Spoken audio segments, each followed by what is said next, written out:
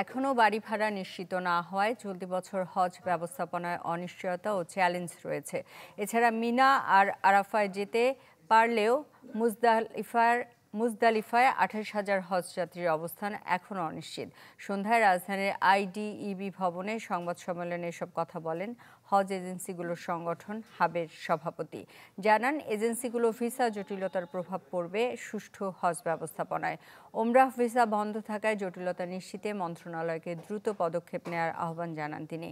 Multiple ভিসার মেয়াদ ৩ মাস থেকে বাড়িয়ে ৬ মাস করার দাবি জানান হাব সভাপতি।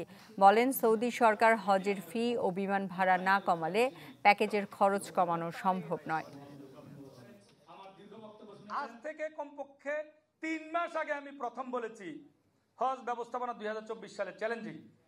এটা হয়তো কাউকে খুব একটা স্পর্শ করে নাই, অনেকের কাছে বিষয়টা হয়তো একটা বক্তব্যের মতো ছিল, কিন্তু আজকে এই অবস্থায় এসে আপনি দেখেন আসলে চ্যালেঞ্জিং।